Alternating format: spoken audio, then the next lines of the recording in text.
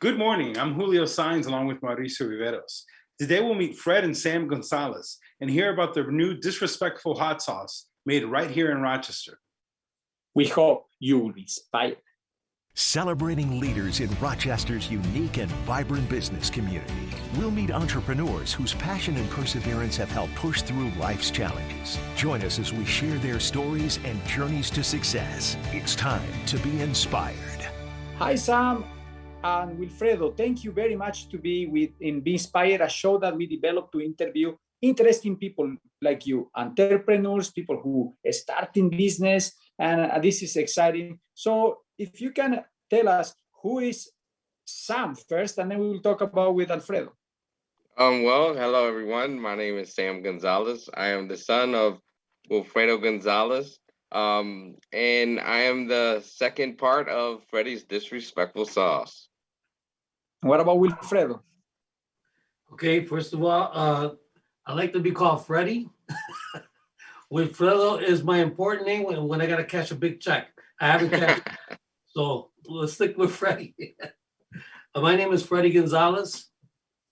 I've been in the community. I was born and raised here in Rochester, New York, and I started off as a musician way back when. I started singing. I did coro. I play guitar. I play tres. I do a little bit of composing.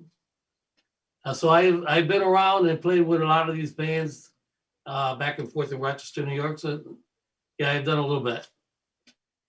Wow, Freddy, that is amazing. So you are a multitasker. You are doing multiple things, multiple roles. So tell us how the passion to the music started, how that started, and how you develop, and tell us some experience that you have playing maybe the music in some interesting places here in Rochester. Wow.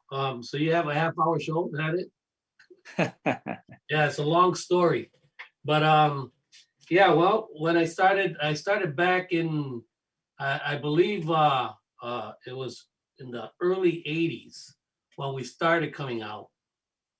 And we played back in the Puerto Rican Festival here in Rochester when it was in Brown Square Park.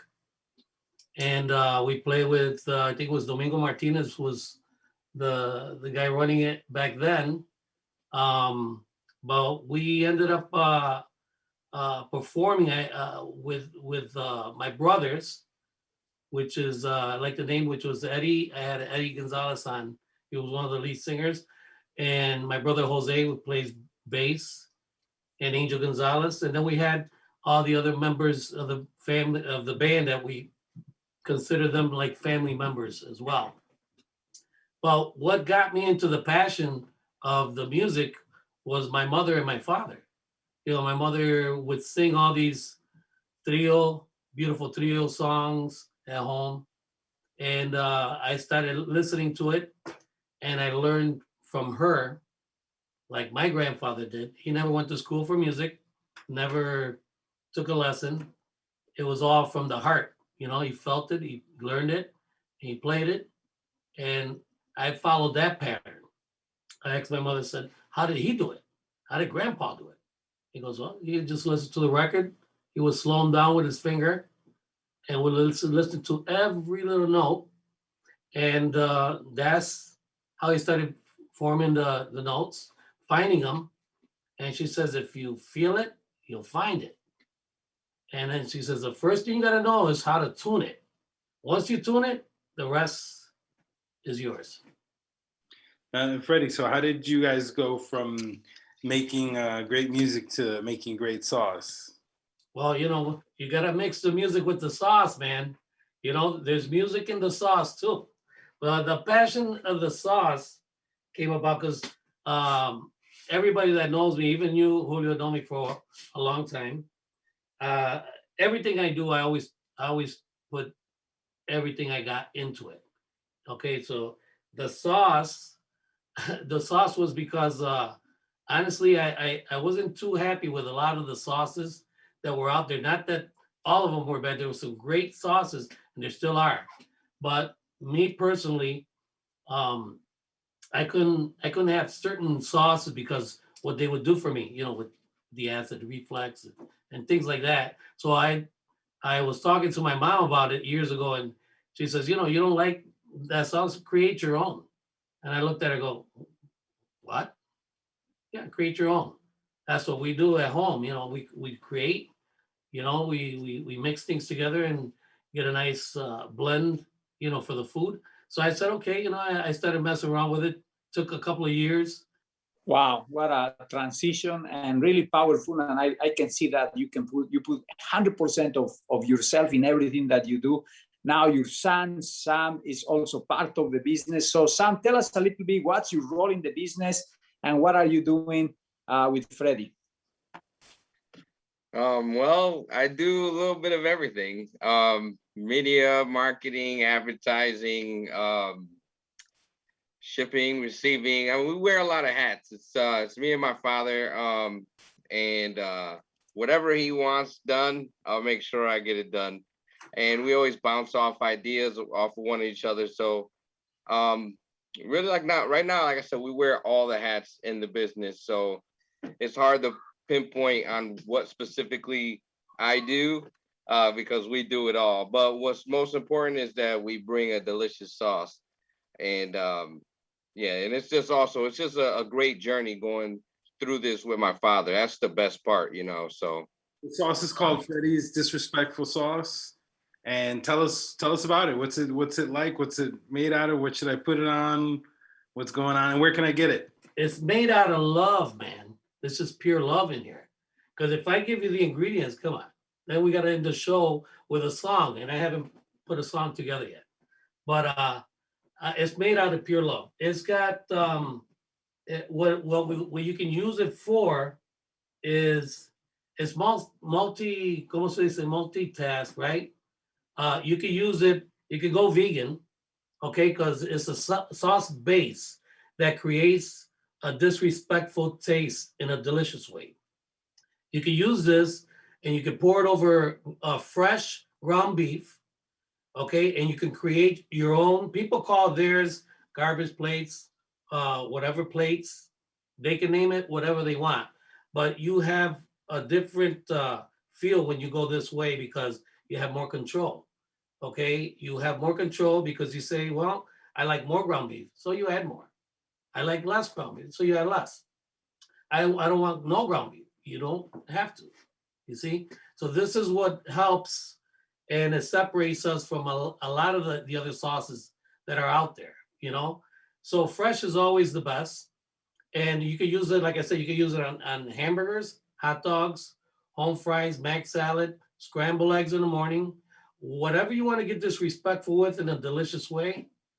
This is the sauce right here. So in what markets can I find now that sauce? What are the markets that are available? well, right now we're in actually about 12 locations.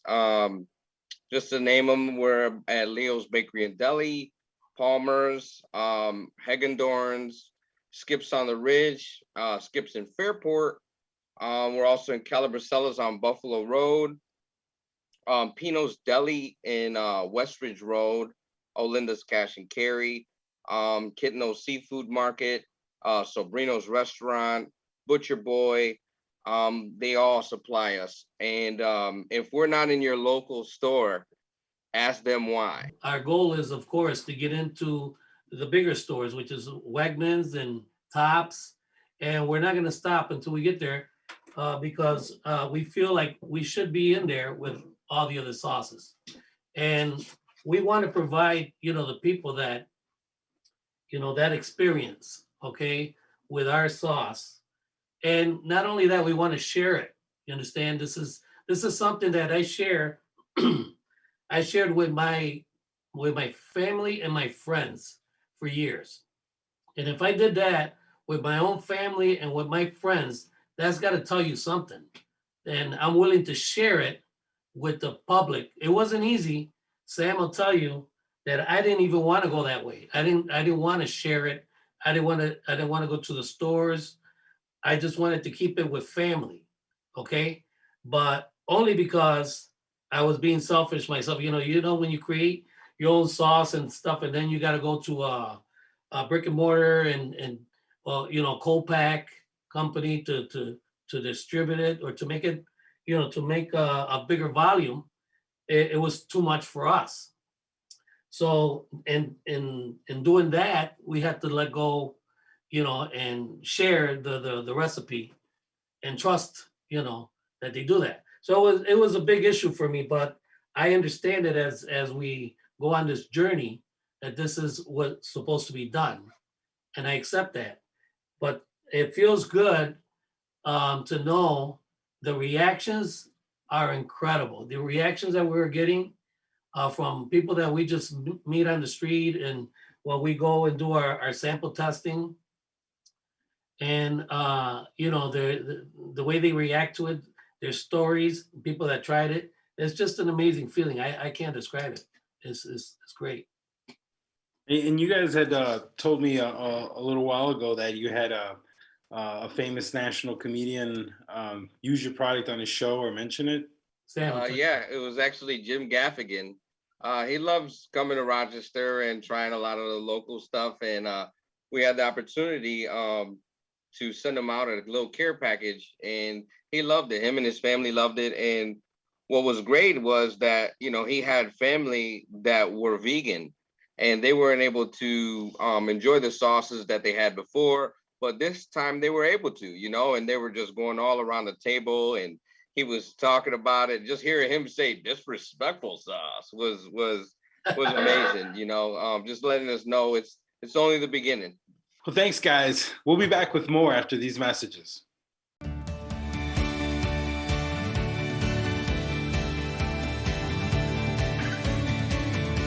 So let me ask you this question. What is the challenge to work with your father?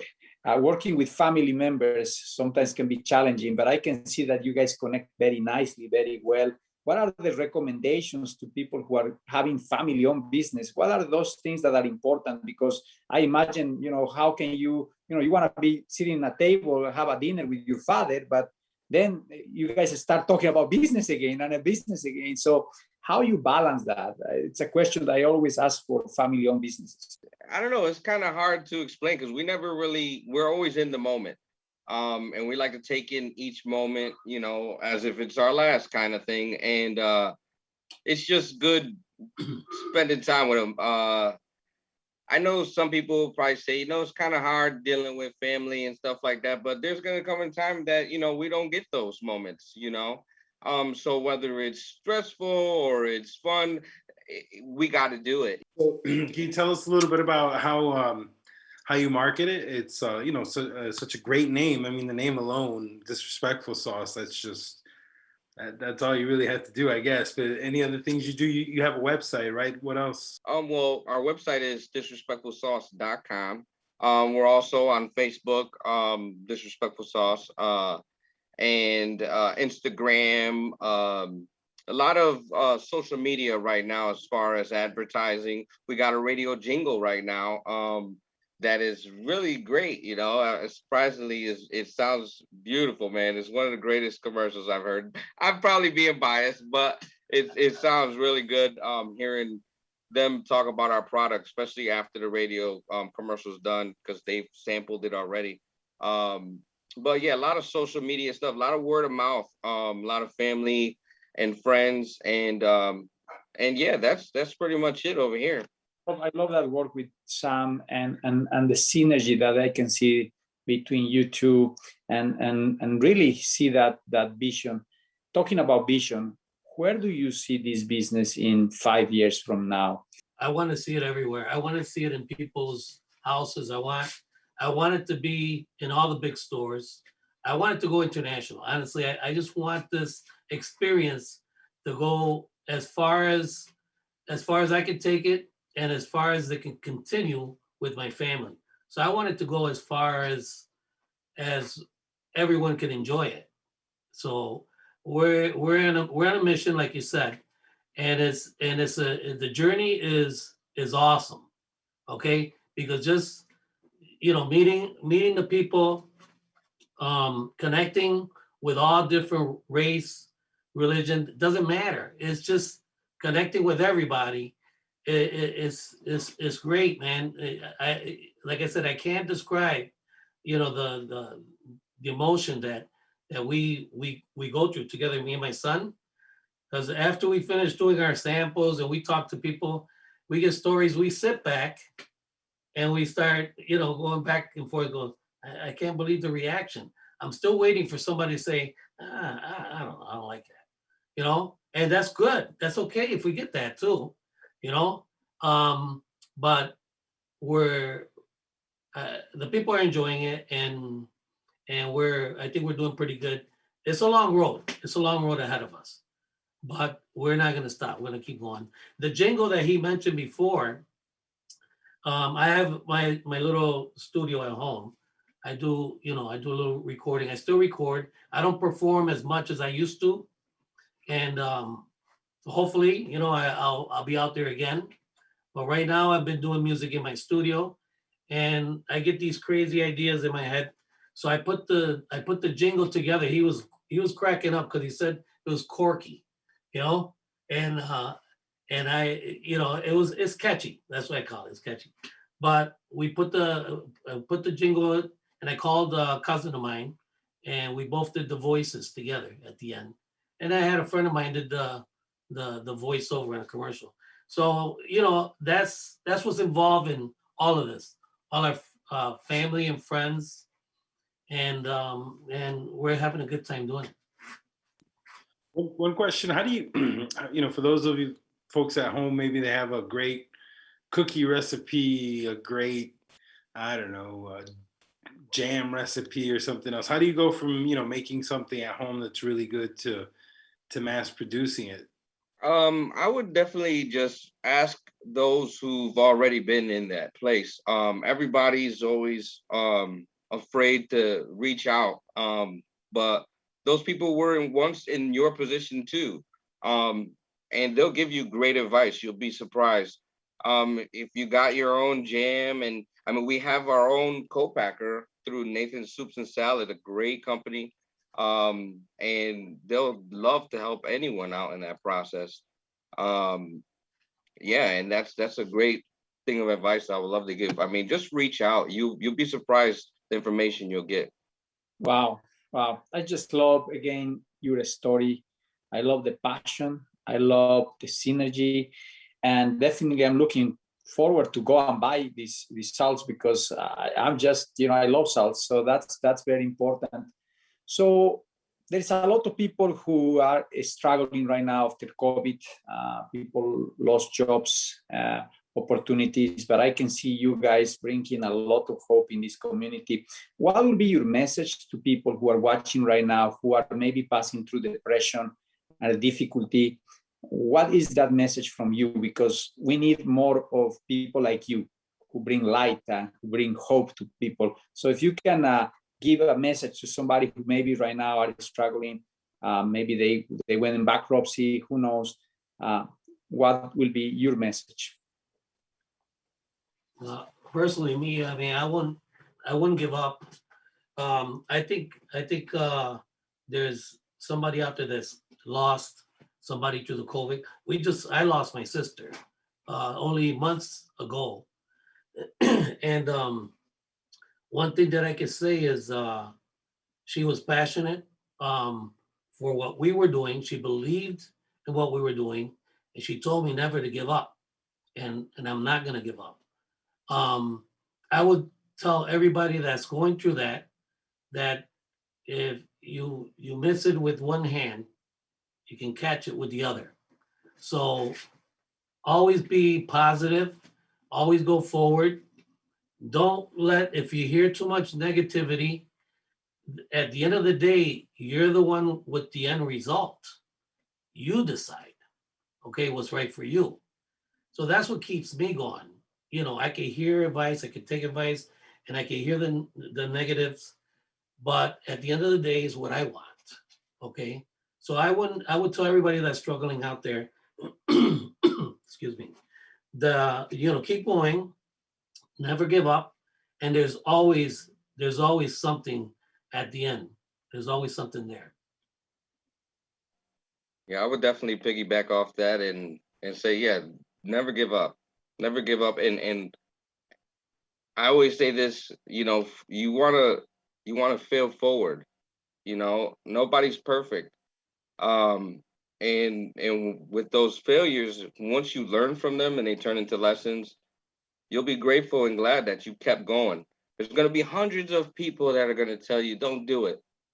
But like my dad said, you got to be the one to tell yourself, I got to go through this.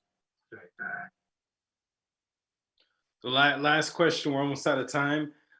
If you guys end up picture yourself on the cover of Time magazine with your sauce, what's the headline gonna say?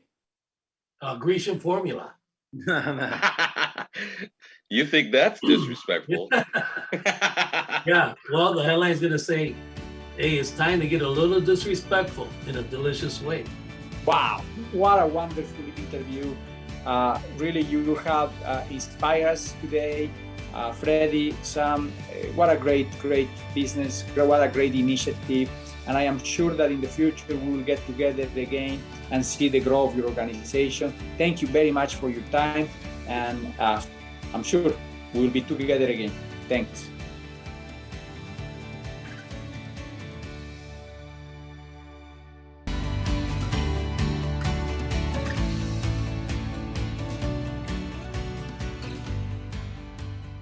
To watch today's episode and the complete interviews of our guests, go to rochesterfirst.com/be-inspired. For more great talk with Rochester's entrepreneurs, listen to Poder 97.1 Saturdays at 9 a.m. For Mauricio Riveros, I'm Julio Saenz. We'll see you next week on Be Inspired.